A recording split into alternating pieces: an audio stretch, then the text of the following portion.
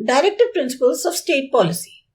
जो directive principles हैं state के, उनको जो है इंक्लूड किया गया है चैप्टर 4 में कॉन्स्टिट्यूशन के।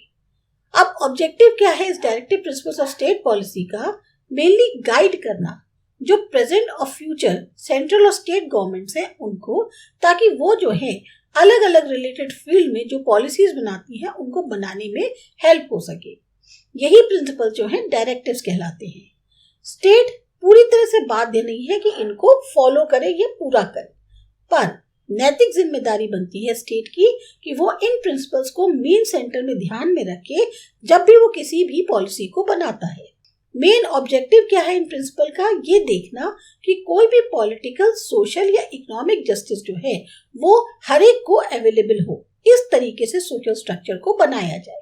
अब ऑब्जेक्टिव्स और एम्स जो है स्टेट्स की, उनको पूरा करने के लिए ये जो प्रिंसिपल्स हैं ये गाइडलाइन के तौर पर सर्व करते हैं। कोई प्रावधान नहीं दिया हुआ है कॉन्स्टिट्यूशन में कि इन प्रिंसिपल्स को, जो लॉ के प्रिंसिपल्स हैं, इनको लागू किया जाए। ये फंडामेंटल प्रिंसिपल्स ना तो कोई लीगल सपोर्ट देते हैं ना लीगल राइट देते हैं। तब भी फ्रेमिंग करने में या एडमिनिस्टर करने में जो लॉज हैं स्टेट की, इनको जो है फंडामेंटल यानी बेसिक माना जाता है। डॉक्टर बाबा साहब अम्बेडकर का कहना था कि किसी भी रेजिम को रूल करने के लिए ये प्रिंसिपल सबसे ज्यादा नींव का काम करते हैं। इसका मतलब है एक कोशिश है कि एक पॉलिटिकल डेमोक्रेसी हमारे कॉन्स्टिट्यूशन में स्थापित हो सके।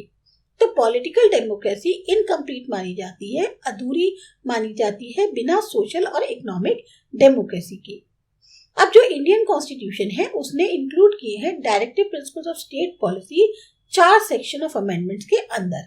किस तरह की कंट्री हम क्रिएट करना चाहते हैं, किस तरह की सोसाइटी हम कंस्ट्रक्ट बनाना चाहते हैं, ये जो हमारा एक विजन है, नजरिया है, सोच है, ये रिफ्लेक्ट करती है इन डायरेक्टिव पॉलिसीज में। डायरेक्टिव प्रिंसिपल्स बेसिकली डायरेक्शंस हैं जो कि कॉन्स्टिट्यूशन द्वारा दिए गए हैं यूनियन और स्टेट गवर्नमेंट को कि वो ऐसी नीतियां अपनाएं जिससे एक ऐसी अनबायस्ड सोसाइटी का हमारी कंट्री में निर्माण हो सके। अनबायस्ड मतलब हुआ कि किसी भी एक पर्टिकुलर सेक्शन को फेवर ना करती हुई। जो मुख्य एम है इन प्रिंसिपल्स का वो है एक एस्टैब्लिश करना ऐसा सोशल सिस्टम जो कि आधारित हो सोशल, इकोनॉमिक और पॉलिटिकल जस्टिस पे। ये जो प्रिंसिपल्स हैं ये हैं कि इम्प्लीमेंटेशन जो है कैसे हो ऑब्जेक्टिव्स का, आइडियाज का, जो कि प्रेजेंटेड है हमारी प्रियम्बल के अंदर। जो प्रिंसिपल्स हैं इनको इंक्लूड नहीं किया गया है कॉन्स्टिट्यूशन ऑफ इंडिया में, ना ही ये कोई लीगल राइट्स या लीगल बैकिंग या फिर लीगल इस्तेमाल जो है उसको सर्व करते हैं। जो स्टेट है उसका एडमिनिस्ट्रेशन सही से चलता रहे, उसके लिए इन प्रिंसिपल्स को चैनलाइज किया गया है। ये प्रिंसिपल्स, इनमें इंक्लूडेड है ऐसी राइट्स जैसी कि रिक्वायर्ड है ओवरऑल डेवलपमेंट के लिए मैनकाइंड की। अब देखते हैं डायरेक्टिव प्रिंसिपल्स को डिवाइड किया गया है अलग अलग सेक्शंस में। सबसे पहले आते हैं principles related to economic policy. हमारी जो इकोनॉमिक पॉलिसी है उसमें थोड़ा सा भी फेरबदल करने के लिए कुछ प्रिंसिपल्स जो है वो दिए गए हैं। जैसे बराबर की तरह से डिस्ट्रीब्यूशन होना चाहिए वेल्थ का और रिसोर्सेज का सारी क्लासेस में, तभी जो है सिटीजन्स की भलाई हो सकती है। या आप दूसरे सेंस में कहें तो जो हमारे कंट्री के नागरिक हैं उनकी भलाई के लिए जो भी वेल्थ है या रिसोर्सेज है उनको सब क्लासेस के बीच में इक्वल तौर पे डिस्ट्रीब्यूट किया जाए। जो भी एसेट्स माने जाती हैं, जो चीज़ें हमारी एक तरह से हम कहते हैं कि हमारी प्रॉपर्टी है या जो भी प्रोडक्शन है रिसोर्सेज का, उनको डिस्ट्रीब्यूट नहीं करना चाहिए किसी खास ग्रुप या सेक्शन को। ये ध्यान रखना काम है स्टेट का। सबको, चाहे मेन हो चाहे विमेन हो, जब वो बराबर का काम कर रहे हैं तो उनको जो पे मिलनी चाहिए वो भी सामान्य मिलनी चाहिए। जो लेबरर्स हैं जो कि ऐसी जगह पे काम करते हैं, वहां उनके लिए ऐसा प्रावधान हो कि उनकी सेहत अच्छी रहे, ऐसा एटमॉस्फेयर क्रिएट करना चाहिए वर्किंग प्लेसेस पे। क्योंकि जो फाइनेंशियल कंस्ट्रेंट्स होते हैं उसके कारण मैन, वुमेन और जो यंग चिल्ड्रन हैं वो बहुत ही ज्यादा अनहाइजेनिक प्लेसेस पे काम करते हैं। यहाँ जहाँ पर हेल्थ के मैटर्स जो हैं वो क्या कहते हैं, उन लोग उस पर ज्यादा ध्यान नहीं देते क्योंकि उनको फाइनेंशियल उसमें जरूरत होती है। तो उनका ये रहता है जैसा भी काम मिले वैसे वो काम करने को तैयार हो जाते हैं। और जहाँ पर ऐसी जगह जहाँ पर हेल्थ को खास तौर से नुकसान हो सकता है, ऐसी जगहों पे काम ना करें, वो ऐसा जो ध्यान वो स्टेट गवर्नमेंट को रखना है। स्टेट प्रमोट करे कॉर्पोरेशन एडमिनिस्ट्रेशन में जो इंडस्ट्रियल यूनिट्स है लेबरर्स के द्वारा, उनमें जो है प्रमोट करे कोऑपरेशन। चिल्ड्रन का प्रोटेक्शन किया जाए, यूथ का एक्सप्लॉयटेशन के अगेंस्ट या जो भी मॉरल और मटेरियल अबैंडनमेंट होता है कि वो जो है एक हेल्दी और डिग्निफाइड एनवायरनमेंट में नहीं रह पाते हैं, उसका जो है प्रोटेक्शन होना चाहिए और ऐसे प्रिंसिपल्स जो है स्टेट के द्वारा डेवलप किए जाने चाहिए। रिलीफ दिया जाए, लीव दी जाए डिलीवरी के टाइम पर, ये विमेन को मिलना चाहिए। वर्कर्स को insurance, bonus, maternity leave, gratuity या और जो लीगल राइट्स है वो सब मिले, ऐसा इंक्लूड करना चाहिए पॉलिसी के अंदर।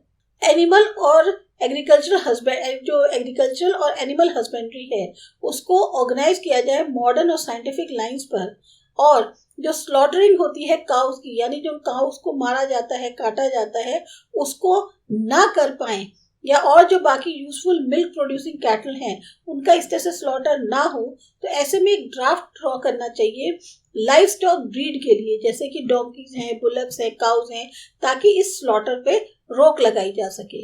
इक्वल लीगल राइट्स सबके लिए हों। स्टेट को जो है ऑर्गेनाइज करना चाहिए फ्री लीगल सर्विसेज उन डिजायर्ड सिटीजन्स को जो कि फाइनेंशियल तौर पर वीक हैं और साथ ही साथ उनको जो है ऐसी लीगल राइट्स मिल भी नहीं पाती। तो ये था हमारा पहला डायरेक्टिव प्रिंसिपल। दूसरा है directive principle related to social policy. जो वीकर सेक्शन है सोसाइटी के, जैसे कि शेड्यूल्ड क्लास हो गए, शेड्यूल्ड ट्राइब हो गए, या इसमें शेड्यूल्ड क्लास दिया है, शेड्यूल्ड कास्ट हो गए, शेड्यूल्ड ट्राइब है, बैकवर्ड क्लास है, एजुकेशन और इकोनॉमिक राइट्स जो हैं वो इन लोगों को देनी चाहिए। ऐसा करना चाहिए जिससे कि स्टेट जो है इस चीज़ का ध्यान रखे कि हाँ, इन लोगों को भी जो है, जो बैकवर्ड क्लासेस हैं, इनको भी प्रॉपर एजुकेशनल और इकोनॉमिक राइट्स मिले और इनको जो है प्रोटेक्ट किया जा सके जो सोशल एक्सप्लॉयटेशन या इनजस्टिस होती है उसके खिलाफ। यूनिफॉर्म सिविल कोड, ये मेन कंसर्न होना चाहिए सारे नागरिक जो भी है कंट्री के उनका, और इस वजह से जो भी एडमिनिस्टर किया जा रहा है या दिया जा रहा है जस्टिस, वो सबके लिए हो, ऐसा जो है एक्शन स्टेट द्वारा लिया जाना चाहिए या उनका मुख्य कंसर्न होना चाहिए। स्टेप्स ऐसे उठाए जाएं जिससे सोशल जस्टिस मिल सके, मैरिज, डाइवोर्सेस, एडॉप्शन, जुवेनाइल एसेट्स या प्रॉपर्टीज के केस में स्टेट द्वारा।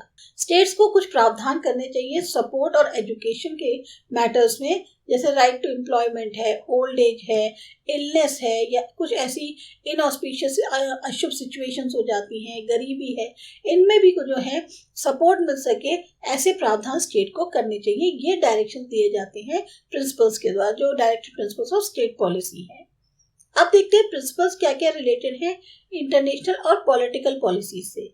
जो पंचायती राज है उसका गठन किया जाए स्टेट द्वारा। इसके लिए प्रॉपर लीडरशिप, ऑफिसर्स और फाइनेंशियल एड जो है वो प्रोवाइड कराई जाए ताकि वो लोग फ्रीली जो है काम कर सके।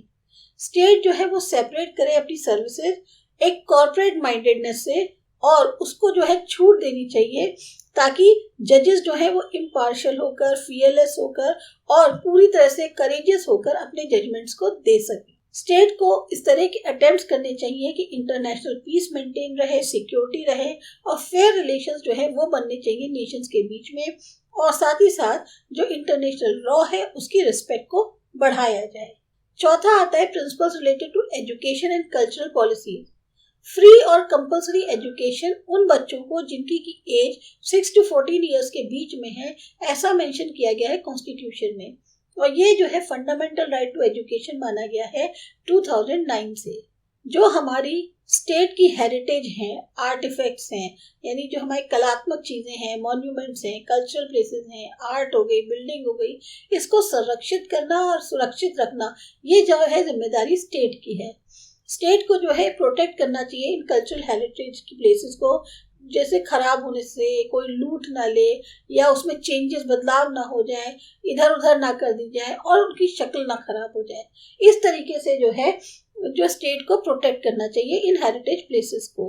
स्टेट का एम होना चाहिए कि वो प्रिजर्व करे अपनी कल्चरल और हिस्टोरिकल जो लेगेसीज हैं, यानी जो विरासत में उनको चीजें मिली हैं उसको संरक्षित करें। फिर आते हैं principle related to health policy. Public की वेलबींग के लिए उनके अच्छे हाइजीन में वो जो है काम करें, रहें, ऐसा प्रोवाइड करने का काम ये जो है स्टेट का है, जिसमें वो जो है प्रोवाइड करे उन्हें बहुत अच्छा न्यूट्रिशन और हेल्थ की सुविधाएं लोगों को जो उस स्टेट पे रहते हैं। हार्मफुल ड्रग्स हो गए, हार्मफुल सॉफ्ट ड्रिंक्स हो गई, या जो ड्रग्स हैं उन पे रोक लगाना, उनको मना करना, ये काम जो है स्टेट का होता है। इसको जो है बैन कर देना चाहिए, क्योंकि इससे जो है हेल्थ हैजर्ड पब्लिक में क्रिएट होते हैं।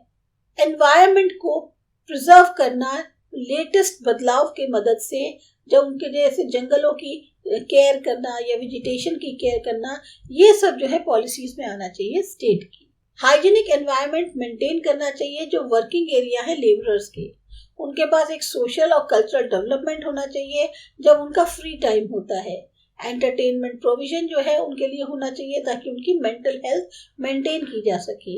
ये सब प्रावधान जो है एक तरह से कंसर्न में रखने जाने चाहिए स्टेट के द्वारा। तो ये जो प्रिंसिपल्स हैं बेसिकली ये गाइडेंस देते हैं स्टेट को कि वो जो है आगे बढ़ सके और स्टैब्लिश कर सके इक्वल, जस्ट और सोशल ऑर्डर बिना किसी भेदभाव के या शोषण के।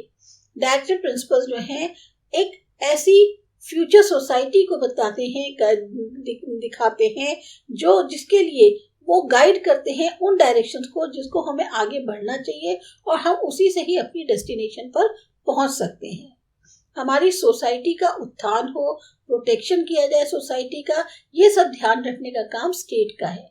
फंडामेंटल राइट्स जो हैं वो लिमिट करती है स्टेट की लीडरशिप को, जबकि डायरेक्टिव प्रिंसिपल्स एक्सटेंड करते हैं स्टेट की लीडरशिप को।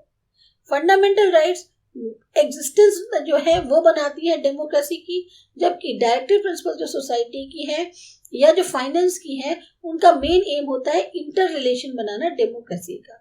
दोनों के बीच में कोई अपोजिशन नहीं है, दोनों जो हैं अपने आप में कंप्लीट करती हैं एक दूसरे को। तो ये था आपका चैप्टर। आपको अच्छा लगा, समझ में आया, सब्सक्राइब करो आसा एजुकेशन।